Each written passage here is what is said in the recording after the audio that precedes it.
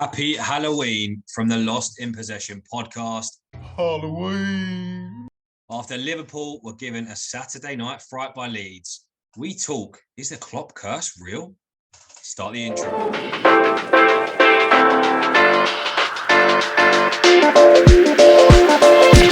Here we go. So we're very on theme today. It's Halloween and we are discussing the world famous 7-year Klopp curse. Obviously, Liverpool's form, we all know how bad it's been.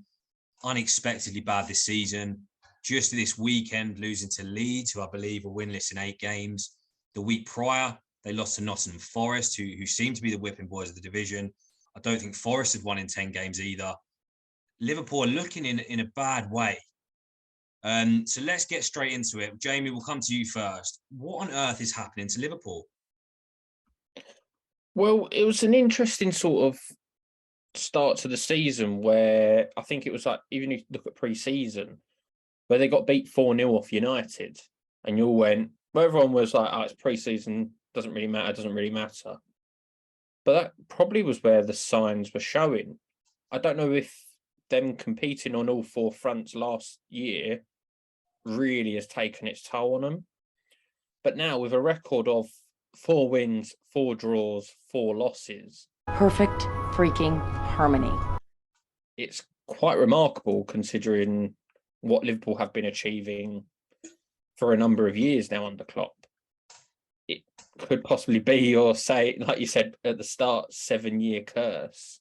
Where else he had it at Mainz and at Dortmund. But this Liverpool side should be a different sort of, I don't know, like just a different side compared to them to really be bothered by this curse. However, I think like being 15 points off first and 8 points off fourth is really alarming, and they can pull it back, but they're sort of showing no signs of it. And I think actually the World Cup coming up is a blessing in disguise for them.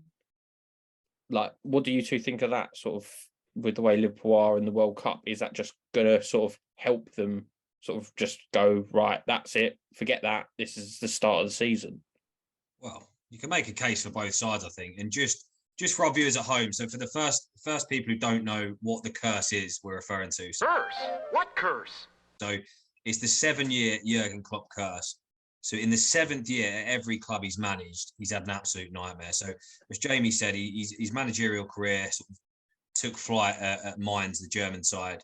And in his 7th season, obviously he was well praised for his time there. But in the 7th season, they were actually relegated from the division. We then go years ahead to his time at Borussia Dortmund. Now, again, he did well, Champions League final and so on. But in the 7th year, they touched the relegation zone. They lost 14 games. Lewandowski left, and I think they ended up, like 10th in the table or something close to that. So Klopp then left. And now, lo and behold, we're in the 7th season of his Liverpool tenure, and things are going south. So that's the curse. Reece, is there any weight to this mysterious curse, or is there other reasons at false? Yeah, I know it's spooky season, and I'd say Anfield is a scary place to be right now. But I think there's a lot of things to it. I think, I know we talk about a 7-year curse. It is possible, but I think they've got a lot of injuries. I think that hasn't helped.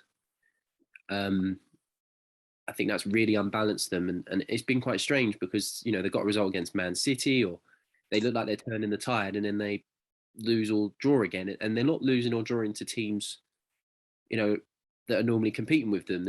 They're losing, not getting the results against teams that they usually used to beat comfortably. I know Klopp has said that he thinks that after the World Cup we'll see a different Liverpool. That would be interesting to see. He's going to have to hope that a lot of his players don't get any injuries out there, or any players that I think a couple of them are going to miss the World Cup. So hopefully that gets them back a little bit refreshed. But they've really got to push on now. Everyone remembers the 2020-2021 season where they had a horror season really when defending their title, which again, the stars seem to align. They have off the back of another successful season, form has dropped off a bit. You know, that season they ended up finishing third, but there was that time they lost 4 league games in a row. They got thrashed by Aston Villa 7-2. So there was that strange period for them before they eventually turned it around, finished third, and they lost 9 games in that season. So Liverpool can only afford to lose 5 more to equal that, which would be very, very tough. But I think drawing on what you said earlier was quite interesting about when they sold Lewandowski. You're right. When they sold Lewandowski left, as a free to Bayern 2014, the recruitment was horrific. It was no out-and-out replacement. It was just buy loads of players and see what they can do. This summer, they've sold their key player, Liverpool, in Mane. And again, they haven't replaced him with a like-for-like player. Núñez is a different player to Mane. And I think if you look at them, how they've had struggles there, I think that's played a big part in it too. I think on the Mane thing, you know, I don't think you can ever compare. You know, he was a great servant for Liverpool for so long, but I don't think he had as big impact as Lewandowski did in the Dortmund side. For me, I think the issue was clear. Well, it was clear to me 2 years ago, and before the start of last season, I sort of made a prediction. I was like, Liverpool, you look at their squad.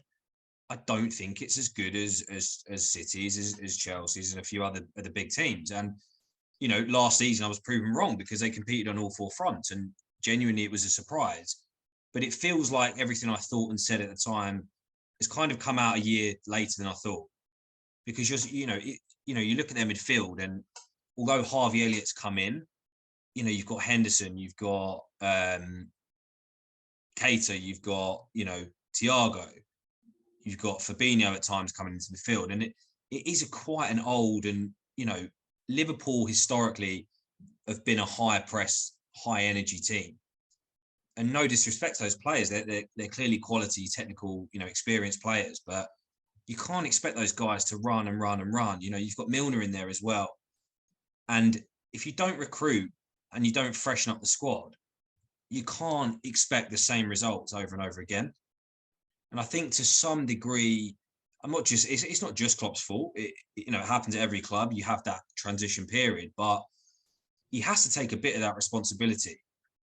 It's not overwhelmingly surprising that the running numbers of Liverpool this season have been significantly less than last season. That's not a shock to anyone really. And I think for me, you look at this kind of the Liverpool that are getting 90+ points and stuff. They're on your case. They're higher pressing in games. They start on the front foot and they rattle you early. And this Liverpool side we're seeing now is a complete shadow of that in just a year. I mean, I don't know the exact numbers, but it was like 70 to 80% of their games this season, they've conceded the first goal. Like, that's insane for any big team, let alone Liverpool, who get at you early. And that was kind of their almost unique selling point, that high intensity. And it seems they've lost it. So for me, that's the real reason, not freshening up, lower intensity and less running. And then for me, that's why they're struggling. Like, I do agree with you there. I do also think Liverpool have slightly changed their formation, and I think it is to fit in Núñez and no longer having Mane. And one thing they've done is push Salah out wider, and now Salah, like, for getting all the goals he was getting, he was coming inside and getting quite a few goals out of it. So to move what was really your main man in Salah from coming inside to staying out on the width, it just hasn't worked. And I think it's something that Klopp's tried, because you've got a completely different striker in Núñez than when Firmino was there, when Jota played there, or even when Mane played there a bit of last season. So yeah, going with the midfield, looking into that, is you've got these aging players that you've known, I think Liverpool fans have known for a while. We've known for a while. Everyone knows. It's getting older and older, and you're not going to have that energy. And I was quite surprised when they got rid of Wijnaldum, or however you pronounce that name. I know I probably butchered that. But he was someone who I thought was key in that midfield. And then they let him go, and I was quite shocked by it, because they've not really gone, here's the replacement for him. And then bringing in Harvey Elliott, Now, I saw a tweet from a Liverpool fan who said Harvey Elliott's started the last sort of at least five league games. And they compared it and they went, at City, he would not be getting more than 30 minutes a game. And that's, I think, where you can see they're obviously meant to be trying to compete with us again. And a lot of us would have had them at least in the top four. I think I had them second. That's who they're trying to compete with. And you can see such a difference between Man City's midfield three and Liverpool's, and why they've not gone and sort of bought someone. Because now they're going to look to next year and they're probably going to have to compete with everyone. It's going to be like a Haaland situation for midfielders, like strikers were last season. It's going to be centre midfielders, I think, this season, that a lot of clubs, I think Chelsea will, City will, Arsenal might as well. Then you've got United, who they've bought Casemiro, but I still feel like they need another midfielder. And then they're in a massive free-for-all again. And Liverpool at the moment have shown they don't actually compete on the financial level in certain aspects. Not fully, because as much as Klopp wants to say, he's still got one of the most expensive goalies, centre-backs, and now strikers, but he can't compete, apparently. Apparently. That's another point to get on. I think that's a very good point about the midfielders. And it is going to be a complete not free for all, obviously, but a bidding war. You know, you've got the likes of maybe Declan Rice, Jude Bellingham, to throw some names out there that we can come on to in a bit. But for me, you know, I pay a lot of attention to sort of, you know, post-match interviews, press conferences and that. And one thing, particularly from the Leeds game, that's telling is his change in attitude, his body language, the way he speaks. And look, we know it's a running joke that he's had some of the most sort of ridiculous excuses known to man as to why they've lost. But it's getting to a point now where he can't even come up with an excuse. Like, I think one against Forest was like, we just shouldn't have lost the game. And it's like, well, what does that mean? That's not an excuse, or that, you know, there's nothing to it. You know, against Leeds, the interview, he looked down, he looked deflated, he feels like a broken man at times. Now, I don't know whether that's because of the losses or he's lost a bit of that kind of, maybe it is the 7-year curse, as we said, who knows, but he's lost a bit about him. Now, no manager's going to be bouncing around buzzing and happy, you know, when they're on a bad streak, but I feel like the way, going back to the high energy, high intensity, the lovable character, I think on a personal level, he's losing a bit of that as well. And Liverpool is slowly, and maybe it sounds a bit dramatic to say, but slowly losing their identity this season. As I said earlier, the pressing's gone. The sort of high energy, happy, smiling Klopp's gone. You know, Mane gone. Like, I do feel like they're going to reach a point this season where there's a crossroads, and they're either like, we're actually going to have a terrible season and finish mid-table, or they're going to crack on and start getting up the table and pushing, you know, top four again. And we all right with that though, George, is they had that when Van Dijk got injured a few seasons ago that Reece touched upon. They did kick on at the end of the season, so it's still not. I don't think it's like completely dead in the water for him to get top four, really. But it's still concerning the way they're playing. And I just want to sort of touch on interviews with Klopp. At the start of this season, he came out going, we've got the best goalie, we've got the best right back, got the best centre back, got the best left back. I think he said best midfielder as well. And then obviously, now that they've gone and lost a few games, we can't compete. It's just crap from him. I'm glad it's happening to Liverpool, to be perfectly honest. I'm enjoying watching them lose. And to be honest, the only game they've actually played well this season was against us. And they didn't play like Liverpool normally played. And it was one big error from us that made them win. Like, that could have easily ended 0-0. And Liverpool would have gone, we've played well defensively. And that's kind of it. And that could then put even more pressure on Klopp and Liverpool for not getting anything. Because then losing them two games, so beat West Ham after us, then losing these last two games, that's shocking. That to lose them to them two, like you said, 8 games, 10 games, they've not won either of them. Yeah. Like, I don't see where that comes from, because I watched the Leeds game. Leeds were proper in that game and deserved the win, I thought.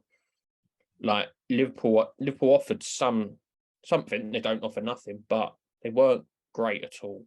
And Leeds, I thought, were on top for most of it, and then their game plan absolutely worked. But our team's just sort of, I don't know, like, I don't see where the proper attacking threat is coming from Liverpool at this moment, because it doesn't seem to be coming from Salah, and it doesn't seem to be coming from Trent. Robertson's been injured, but that's where I think they're losing their spark a bit, because who's coming up with the creativity? And Thiago's also been injured. So it's like Henderson, Milner at right back, sort of there's just lack of creativity all over. So maybe we're sort of, like you mentioned, sort of Bellingham and Rice. Bellingham, to be fair, does get forward. But maybe they need someone that's a sort of a cam player. Like, I can't really think of one who's available at the top of my head, but someone who has that in them to sort of produce things like that. So that's sort of where I think maybe that's the angle they could be going for. I don't know, Reece, what do you think on that? I'm not in complete agreement. Yeah, in terms of transfers, I mean, first things first, I think you're right, John. I think they've had a lot of players that have been there for a minimum 5 years now. Off the top of my head, Van Dijk, Joe Gomez, Robertson, Trent. You've got Henderson, Salah signed in 2017 too. Firmino's been there since 2015. You've got Milner, who's been there since 2015 as well. So there's a lot of players that have made up this core of a group. And I think what a lot of clubs are afraid to do is make those bold moves. Get rid of one or two, bring in one or two. Ferguson was very effective at it, shifting out one of the maybe of a long-serving player and bringing in a better player. Pep's very good at it. He let Sterling go. A lot of clubs wouldn't have let him go. He let him go, and City have become a better team from that. You could argue Arteta's been doing that very well, shifting out some of the players like that. So I think he needs to be looking at that in the summer, particularly in midfield. I believe Firmino's contract is actually due to expire next year. Milner as well, Henderson as well, I think. So you're going to lose 3-4 players on that, and I think they need to target. I've got a list of a few players I think would make sense for Liverpool. I think they would spend big because they'd have to, and I think if they let a few players go for free, then it's going to tie up some wages. So I think we could be looking at Bellingham. I think should be target number 1 for them in midfield. But are they going to spend 100 because he's going to go for at least 120? I think they would, just because they've broke the bank already for Van Dijk and Alisson. They've not been afraid to do that in the past. I think they could do it. I think Xavi Simons at PSV would be a good option for them if they wanted, because they need to reduce the age of this squad as well. Gakpo at PSV, Sanger at PSV, Yuri Tillemans might be a good option for a free agent.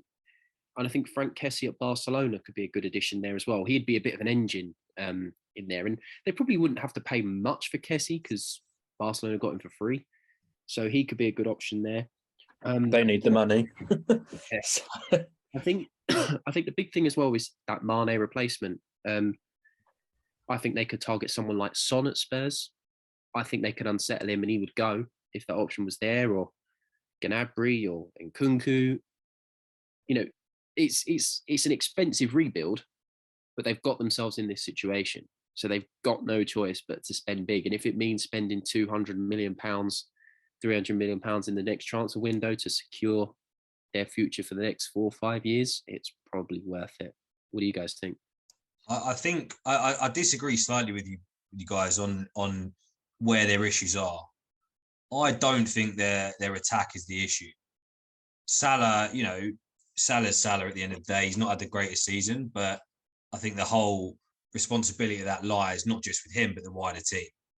You've got Firmino, who's had, Liverpool fans have been a fan of his for years. I wasn't personally. He's had a resurgence this season. He's showing his quality now. You've got Jota, who has been, I think, phenomenal when he's played for Liverpool. Then you've got Nunes, who's starting to look like a real player now. When he comes on, he has an impact, lots of shots, lots of chances being created. And, of course, you've got Diaz, who, you know, until his injury, we were waxing lyrical about him. And I think he has genuinely got the potential to be world-class. So that's a very good attack. And I'd argue not many teams in the Prem can match that level of attacking ability, or, you know, 4 or 5 quality attackers of that caliber. Not many teams can offer that. For me, the issue is, as I said already, the age in midfield. And also, you know, we've talked about Trent this season, and more so than ever, his defensive fragilities have been exposed as more than they ever have before. Now, I'm not blaming Trent, but you've also then got to look at Van Dijk. You know, we've seen the highlights in clips and memes of some of his games where he's standing there, he's not blocking, he's, you know, Van Dijk was a 9 out of 10 every week in you know, last season before, whenever he, you know, sorry, the fighting the North front season, he was world class. Van Dijk's dropped off. Suddenly their whole defense looks less confident. You've got Trent making errors every 5 minutes. And then you've got an aging midfield. And I think that's the issue. I actually don't think their strike attackers have got any real issues other than injuries. But yeah, for me, it's more of a defensive and kind of loss of confidence thing that's causing them issues. Look, but where's the loss of confidence come from, really? Like, what's changed? They've apparently, like I said from before, Klopp thinks they've got the best centre back, right back, left back, goalie. What, like? Well, Alisson maybe is proving that. Alisson, I think, has got them out of trouble this season. I mean, they're in trouble, but without, you know, if they had an average keeper, I think they'd be even lower down the table, bottom half. Yeah, quite possibly. I think everyone knows it's the midfield that's the way, but I was sort of saying they needed the attacking midfielder. I think because it's all well and good having midfielders, but if no one can get it to these attackers that you were listing, it's all a bit, well, not pointless. It's nearly pointless though. But so to be honest though, I do agree with sort of, you've got to reduce the age, and I think ones that you didn't mention was, I think it was Talani at AC, the Italian. Sort of, he's 22. I think it'd be a great signing for him, and I don't think it would be a fee of Bellingham, of Rice's sort of standard. That's sort of where it is, and I think Liverpool will get pushed out if they wanted to go for Bellingham, if they wanted to go for Rice, because I don't see him spending over that 100 million, and that's down to their owners. I don't think their owners would allow it. But then they've had like a really good scouting for a while. Like, they've obviously brought in this Carvalho, who's 19.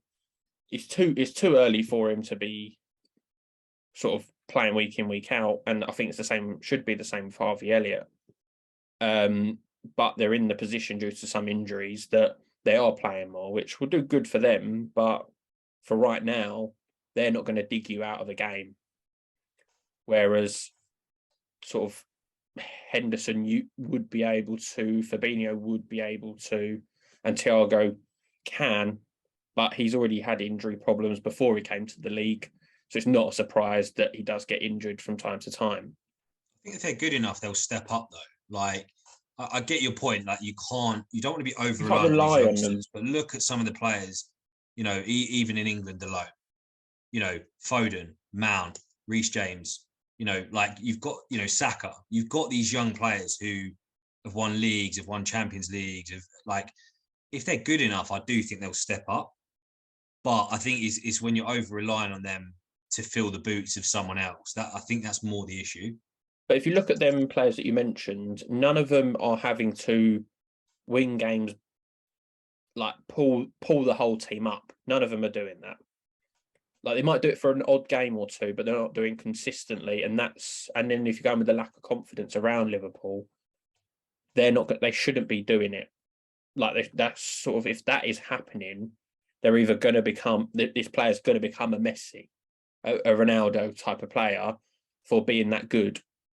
or it's just not. It's not going to happen week in, week out. It might happen for one game, but for week in, week out, then that's where I think it's the concern of them two. To be fair, I rate Carvalho. I'm not the biggest fan of Harvey Elliott, but I'm not saying he's rubbish either, kind of thing. But they're not they shouldn't be relied on as much. They should be coming in 20, 30 minutes, maybe changing the game. Maybe it's 1-1 and then coming on, hopefully bringing some energy. Not starting for at least five league games in a row. That's a ton of pressure. And for then, if you're struggling, he'll get digged out even more. But that's, how I see it.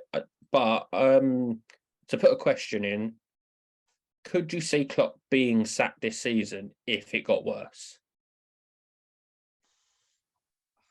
I'm genuinely torn on this one because I do think he's been so good for them over the previous 6 years. He's almost earned the right to have one bad season. But in this day and age, you just can't rule it out. You know, I know more than most about you can't get attached to managers because it ends badly. And obviously Liverpool may be an exception, but in this day and age, I think it is impossible to say wholeheartedly they will not be sacked. You know, what do you want to call it? I guess the popular or overused phrase of he's lost the dressing room will inevitably get thrown out in a few weeks if they keep losing. And that, when an owner hears that phrase and starts to believe it, I do think they're likely to take action, because if you've lost the respect, you've lost the integrity of the dressing room, it is probably just easy for the club to get rid of the manager. And we've seen it with so many clubs. There is, generally speaking, a new manager bounce. Even Bournemouth, I think, the team who were tipped to be the whipping boys and get relegated, I think under their new manager, who's not even a top tier manager, no disrespect, but I think they then went on an unbeaten run for like 5 games or something. So in this day and age, I don't think you can rule out a sacking, but I do personally think, and I guess Liverpool fans would agree, he's done enough to at least warrant this year and to see it out, see if they can turn it around. Yeah, I don't think they will sack him. I agree. I think they have this relationship, the board and Klopp, where Klopp will probably wait until his contract expires before he leaves. He's probably been very loyal to them in a way. I know loyalty shouldn't matter, but I think it will, it will be a matter of, if they do that poorly, then Klopp will decide to walk away at the end of the season. And also, if they decide to sack him, I don't see who they're going to bring in. I don't see who would help this slide. We could talk about a manager bounce, but I don't see which manager would be capable of that. I know a lot of people had tipped Steven Gerrard for this job, but I don't think they're going to be going near him for a little while. I can't see it. I think they'll keep with it until the end of the season at least. No, I think that's a fair point. There isn't really that replacement. But if Steven Gerrard was doing rather well at Villa still, or if he stayed on at Rangers and was doing well, that could then be the choice. But yeah, at the moment, no. I think if he got sacked this season, there'd be riots in Liverpool. Like, I think they would be everywhere, like protesting like mad, because they would not want to get rid of him. Because I think he does. It sort of, I think obviously the fans love him. He loves the fans. It works in the way that they are, both of them. So I don't see it at all, unless it literally is their bottom of the table. I think it has to be that extreme, and they look like they're going down. That's the only way I see it ever happening. But no. Okay, well, on that note, then they've got just 2 league games left until the World Cup starts. 13th game of the season, very lucky for some, unlucky for others, is away to Spurs on Sunday, and then that's followed by a home game against Southampton. Home game against Southampton there. Do we think Liverpool are capable of getting all 6 points there? Do we think if they get 0, there's going to be serious questions asked? Or do you think we're going to be looking at 4 points? Or or whatever. What do you think? I mean, surely you'd probably say that both teams are there for the taking. So if you just went off where they are in the table, you go Liverpool probably going to get 3 points out of them 2 games. But Spurs have looked terrible themselves, but they're grinding results.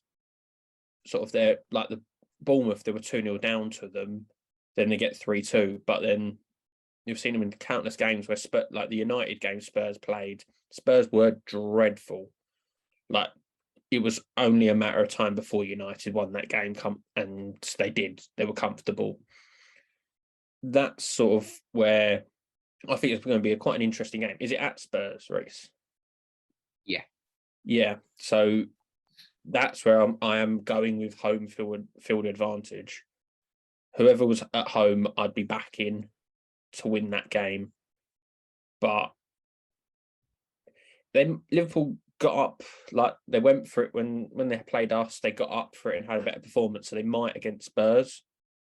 Like if you can't get up for certain games, like there's no hope really.